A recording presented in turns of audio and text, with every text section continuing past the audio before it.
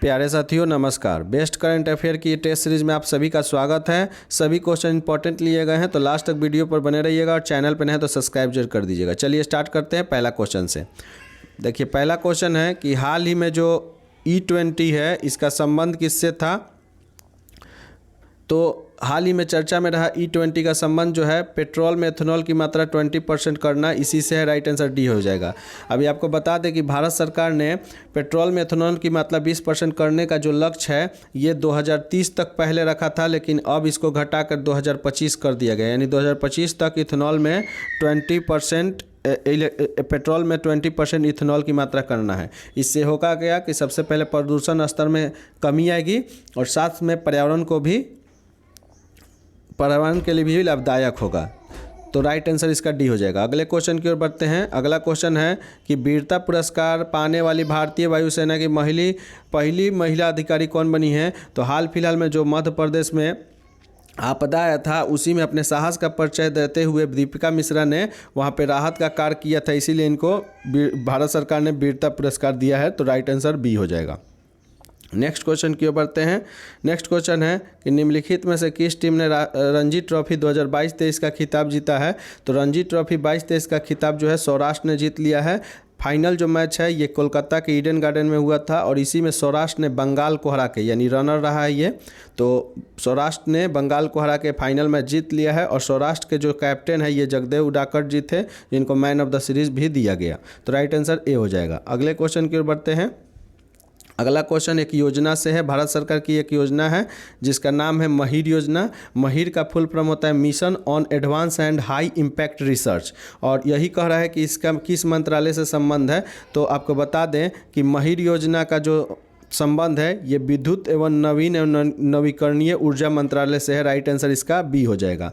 और जो महिर योजना है इसका मेनली उद्देश्य है कि स्वदेशी रूप से बिजली क्षेत्र में स्वदेशी अनुसंधानों को बढ़ावा देना और नवाचार को भी बढ़ावा देना। तो राइट आंसर बी हो जाएगा। नेक्स्ट क्वेश्चन की ओर बढ़ते हैं। अगला क्वेश्चन है कि पर्यावरण वन एवं जलवायु परिवर्तन मंत्रालय द्वारा मिशन लाइफ की प्रगति को ट्रैक करने के लिए किस ऐप को लॉन्च किया गया है। तो मिशन लाइफ की प्रगति को ट्रैक करने के लिए हमारे प्रधानमंत्री नरेंद्र मोदी साहब द्वारा मेरी लाइफ नामक एक ऐप को लॉन्च किया गया है। राइट आंसर इसका सी हो जाएगा।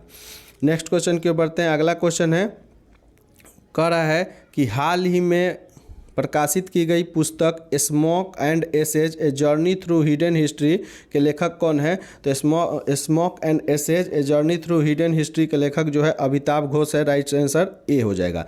इसके साथ ही दो और बुक का नाम याद रखिएगा जो आपके एग्जाम में पूछ सकता है। पहला है द गोल्डन ईयर, नोट कर लीजिए, द गोल्डन ईयर, ये किसने लिखा। तो द गोल्डन ईयर रसिकन बॉन्ड की पुस्तक है, नोट कर लीजिए। द गोल्डन ईयर किसकी पुस्तक है, रसिकन बॉन्ड की। और एक और पुस्तक काफ़ी इंपॉर्टेंट है जो लिख दे रहे हैं, supreme court on commercial attribute, लिख लीजिए supreme court on commercial attribute. ये पुस्तक किसकी है, तो मनोज कुमार साहब की है।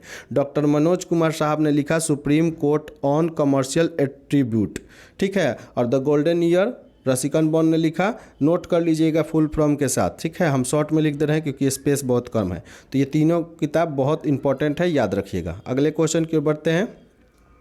अगला क्वेश्चन कह रहा है कि जुलाई 2023 में इसरो द्वारा लॉन्च किए गए चंद्रयान-3 मिशन का संबंध निम्नलिखित में से कौन गलत है। तो ये गलत हटा लीजिए, यहाँ सही होगा, ठीक है। तो आप जानते हैं कि 14 जुलाई 2023 को चंद्रयान-3 मिशन लॉन्च हुआ था और इसको लॉन्च करने के लिए LVM M3 M4 लॉन्चर का इस्तेमाल किया गया था, बिल्कुल सही है। और चंद्रयान-3 मिशन जो है दक्षिणी ध्रुव पर उतरने वाला पहला मिशन भारत का है, ये भी सही है। और विश्व का भी ये पहला मिशन है, ठीक है। और देखते हैं दोनों सही है। और तीसरा कह रहा है कि चंद्रयान-3 मिशन में लैंडर का नाम विक्रम और रोवर का नाम प्रज्ञान। तो नाम याद रखिएगा, लैंडर का विक्रम और रोवर का प्रज्ञान, यानी ये तीनों सही है। राइट आंसर क्या हो जाएगा, कौन सही है, तो ये सभी सही हैं, ठीक है। इसके साथ ही याद रखिएगा जो चंद्रयान-3 मिशन है सबसे पहले तो 14 जुलाई 2023 को लॉन्च हुआ था और जहाँ पे ये चंद्रमा के तल पे उतरा था उसका नाम प्रधानमंत्री जी ने शिव शक्ति रखा था। ये भी याद रखिएगा, इंपॉर्टेंट क्वेश्चन एग्जाम में आ सकता है। और इससे पहले भी चंद्रयान 2 मिशन था, उसका भी लैंडर का नाम विक्रम और रोवर का नाम प्रज्ञान ही था। तो ये भी इंपॉर्टेंट है, याद रख सकते हैं। चलिए नेक्स्ट क्वेश्चन की ओर बढ़ते हैं। अगला क्वेश्चन है, कह रहा है कि चलने का अधिकार लागू करने वाला भारत का पहला राज्य कौन है। तो चलने का अधिकार, राइट टू वॉक, लागू करने वाला भारत का पहला राज्य पंजाब बन गया है। राइट आंसर क्या होगा, बी हो जाएगा। अगले क्वेश्चन की ओर बढ़ते हैं। सभी क्वेश्चन काफ़ी इंपॉर्टेंट लिए गए हैं, एक बार वीडियो को जरूर शेयर कर दीजिएगा, ठीक है, अपने दोस्तों में। अगला क्वेश्चन है, भारत के किस राज्य में डॉक्टर BR अम्बेडकर की प्रतिमा, स्टैचू ऑफ नॉलेज, नाम याद रखिएगा, स्टैचू ऑफ नॉलेज की स्थापना की गई है। तो आपको बता दें कि महाराष्ट्र के जिला का नाम याद रखिएगा, लातूर, ठीक है। लातूर शहर में जो है स्टैचू ऑफ नॉलेज, जो कि भीमराव अम्बेडकर की प्रतिमा है, जो 70 फीट ऊंची है, ठीक है। और ये जो है भीमराव अम्बेडकर के 131वें जयंती के उपलक्ष्य में यहाँ पे इसकी स्थापना हुई है। कहाँ पे, महाराष्ट्र में। स्टैचू ऑफ नॉलेज नाम दिया गया है, जो डॉक्टर BR अम्बेडकर की प्रतिमा है। कहाँ पे स्थापना, महाराष्ट्र के लातूर में। कितने फीट ऊंची है, तो 70 फीट। और कौन से जयंती पर, ये इंपॉर्टेंट है, याद रखिएगा। तो 131वीं जयंती के उपलक्ष्य में ये स्थापना किया गया है। अगले क्वेश्चन की ओर बढ़ते हैं।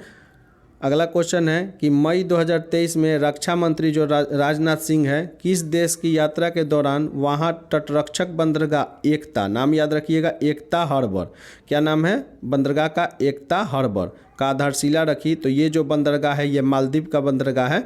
राइट आंसर सी हो जाएगा। और कौन गए थे, रक्षा मंत्री राजनाथ सिंह। तो ये इंपॉर्टेंट है, ये सब लाइन याद रखना चाहिए। अगले क्वेश्चन की ओर बढ़ते हैं। अगला क्वेश्चन है, और ये VVI क्वेश्चन मार लीजिएगा, निम्नलिखित में से किस देश ने उत्तरी सागर के 18,000 मीटर नीचे कार्बन डाइऑक्साइड, क्या चीज़ किया है, कार्बन डाइऑक्साइड को स्टोर करने के लिए एक परियोजना की शुरुआत किया है। तो उत्तरी सागर में 18,000 फीट नीचे कार्बन डाइऑक्साइड को स्टोर करने के लिए डेनमार्क ने एक परियोजना का शुरुआत किया है। राइट आंसर ए हो जाएगा, ठीक है। और इस परियोजना का नाम इसने दिया है ग्रीन सैंड परियोजना, ये भी याद रखिएगा, ग्रीन सैंड परियोजना। पूछ सकता है ग्रीन सैंड परियोजना किससे संबंधित है।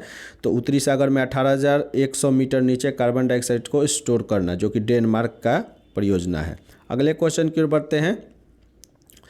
विश्व आर्थिक मंच ने भारत के किस शहर को चौथा औद्योगिक क्रांति के केंद्र की स्थापना के रूप में चुना है। तो विश्व आर्थिक मंच, वर्ल्ड इकोनॉमिक फोरम ने भारत के हैदराबाद को चौथा, याद रखिएगा, चौथा औद्योगिक क्रांति केंद्र की स्थापना करने के लिए चुना है। राइट आंसर क्या होगा, बी हो जाएगा। अगले क्वेश्चन की ओर बढ़ते हैं।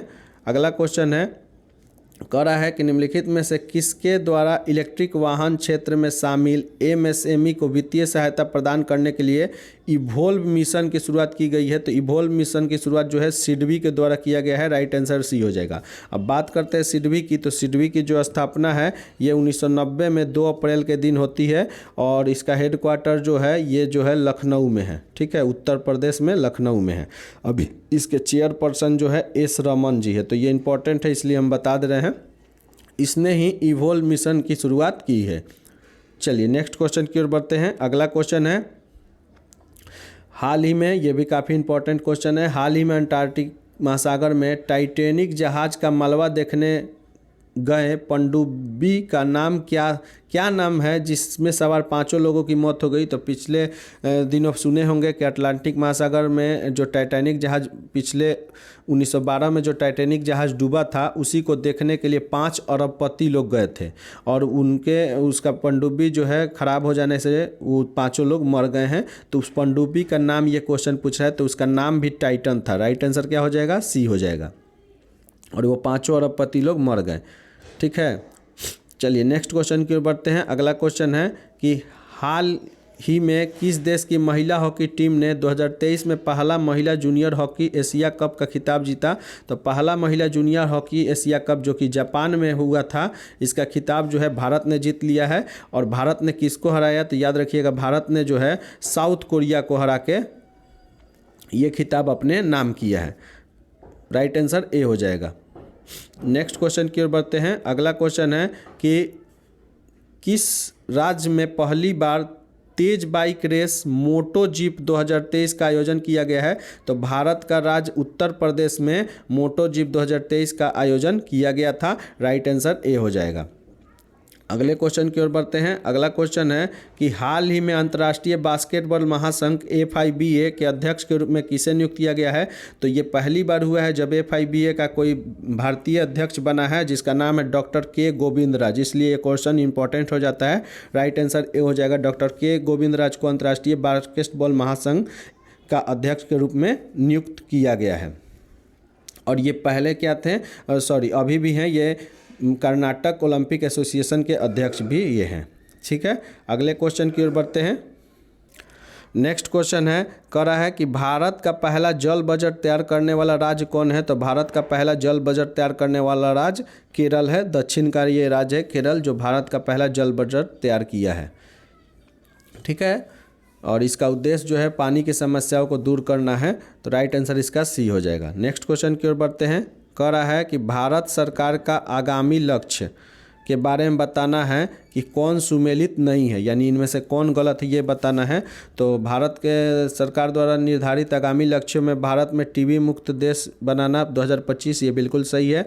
50 गीगावाट अक्षय ऊर्जा प्राप्त करना 2030 तक, ये भी सही है। सभी नोट करते चलिएगा, सभी इंपॉर्टेंट है। टीबी मुक्त 2025 तक भारत हो जाएगा। 50 गीगावाट अक्षय ऊर्जा प्राप्त करना 2030 तक लक्ष्य रखा गया। भारत को ऊर्जा स्वतंत्र बनाना 2050, ये गलत है। यही इसका राइट आंसर हो जाएगा। 2047 को तक भारत को ऊर्जा स्वतंत्र बनाना है। राइट आंसर सी हो जाएगा। और भारत द्वारा नेट जीरो का लक्ष्य 2070 तक, यह भी सही है। इसके साथ ही कुछ और लक्ष्य याद रखिएगा। जैसे पहला है कालाजार को समाप्त करने का लक्ष्य भारत सरकार ने 2023 यानी इसी वर्ष रखा है। इसके साथ ही HIV एड्स को समाप्त करने का लक्ष्य 2030 तक है। ठीक है, और 2030 तक दो चीज़ रखा गया है। 2030 तक पहला तो HIV को समाप्त करना है और साथ में मलेरिया को भी समाप्त करने का लक्ष्य 2030 तक है। तो ये इंपॉर्टेंट है, इसको जरूर याद रखिएगा। अगले क्वेश्चन की ओर बढ़ते हैं। अगला क्वेश्चन है कि टाइम्स पत्रिका द्वारा जारी 2023 के विश्व के शीर्ष 50 महानतम स्थानों की सूची में भारत का निम्नलिखित स्थानों को शामिल नहीं किया गया है। ये गलत है, शामिल किया गया है, नहीं, हटा दीजिए। तो ये टाइम्स पत्रिका द्वारा जारी 2023 के विश्व के 50 महानतम स्थलों की सूची में भारत का कौन कौन शहर शामिल है? तो पहला लद्दाख और दूसरा मयूरभंज। लद्दाख का 31वां स्थान पर रहा, मयूरभंज जो है 32वां स्थान पर रहा। स्थान भी याद रखिएगा। ठीक है, और ये दोनों शहर को शामिल किया गया है। साथ में जो फर्स्ट स्थान पर था इस सूची में, वो अमेरिका का शहर था जिसका नाम है टाम्पा। याद रखिएगा, अमेरिका का शहर है टाम्पा जो पहले स्थान पे है। और आखिरी स्थान पर जो था उसका याद रखिएगा, वो, चलिए नेक्स्ट क्वेश्चन की ओर बढ़ते हैं। अगला क्वेश्चन है, कह रहा है हाल ही में प्रधानमंत्री नरेंद्र मोदी ऑस्ट्रेलियाई देश पपुआ न्यू गिनी की यात्रा पर गए। पपुआ न्यू गिनी का प्रधानमंत्री पूछा है कौन है? तो जेम मरापे जो है पपुआ न्यू गिनी के प्रधानमंत्री हैं। इसके साथ ही एवनी अल्बानीज ये जो है ऑस्ट्रेलिया के प्रधानमंत्री हैं। और क्रिफ हिपकिंस जो न्यूजीलैंड के प्रधानमंत्री हैं। और नेक्स्ट न्यूजीलैंड के प्रधानमंत्री क्रिस्टोफर लक्सन बनेंगे, ये भी याद रखिएगा। अगले क्वेश्चन की ओर बढ़ते हैं। कह रहा है हाल ही में ग्लोबल जेंडर गैप इंडेक्स जो है 2023 में कौन संबंध कथन सही है? तो ग्लोबल जेंडर गैप इंडेक्स जो है इसमें कौन सही है बताना है। तो इसको विश्व आर्थिक मंच द्वारा जारी किया जाता है, बिल्कुल सही है। प्रथम स्थान पर आइसलैंड था, ये भी सही है। इस वर्ष भारत 127वां स्थान पर था, जबकि पिछले वर्ष 22 में 135वां स्थान पर था, ये भी सही है। यानी तीनों सही है। ग्लोबल जेंडर गैप इंडेक्स विश्व वर्ल्ड इकोनॉमिक फोरम जारी करता है। प्रथम स्थान पर आइसलैंड है और भारत का स्थान 127वां है। भारत का याद रखिएगा, आपके एग्जाम में आ सकता है। तो तीनों सही है। राइट आंसर क्या हो जाएगा? डी हो जाएगा। अगले क्वेश्चन की ओर बढ़ते हैं। कह रहा है कि 21 जून को जो मनाया जाता है अंतर्राष्ट्रीय योग दिवस, इसका थीम क्या है? तो 21 जून को मनाया जाने वाला अंतर्राष्ट्रीय योग दिवस, इसका थीम जो है योगा फॉर वसुधैव कुटुंबकम। राइट आंसर सी हो जाएगा। और इसको मनाने की घोषणा 2014 में संयुक्त राष्ट्र संघ में किया गया था प्रधानमंत्री जी के आग्रह पे। अगले क्वेश्चन की ओर बढ़ते हैं। कह रहा है कि 2021-22 में विद्युत का प्रति व्यक्ति विद्युत उपभोग कितना था बिहार में। तो 2022-23 का जो विश्व आर्थिक सर्वेक्षण रिपोर्ट आया है, इसमें कहा गया है कि वर्ष 2021-22 में बिहार राज्य प्रति व्यक्ति विद्युत उपभोग जो है 329 रहा है। राइट आंसर ए हो जाएगा। अगले क्वेश्चन की ओर बढ़ते हैं और लास्ट क्वेश्चन है कि बिहार आर्थिक सर्वेक्षण 22-23 के अनुसार गत 5 वर्षों में कृषि और समवर्ती क्षेत्र में कितने % की वृद्धि दर लिया गया है, यानी कह रहा है कृषि और समवर्ती क्षेत्र की वृद्धि दर लगभग कितना % रहा 22-23 के विश्व आर्थिक सर्वेक्षण जो हुआ। ठीक है, तो इसमें 5% का वृद्धि दर प्राप्त हुआ। ठीक है, तो राइट आंसर इसका बी हो जाएगा 5%। तो ऐसा करके मोस्ट करेंट अफेयर जो था वो हमने करवाया। फिर कल नेक्स्ट और भी इंपॉर्टेंट क्वेश्चन लेके आएंगे। तब तक के लिए हंसते रहें, मुस्कुराते रहें और हमारे चैनल को जरूर एक बार शेयर कर दें। न्यू चैनल है तो सपोर्ट कीजिए, सब्सक्राइब जरूर कर लीजिएगा। Thank you.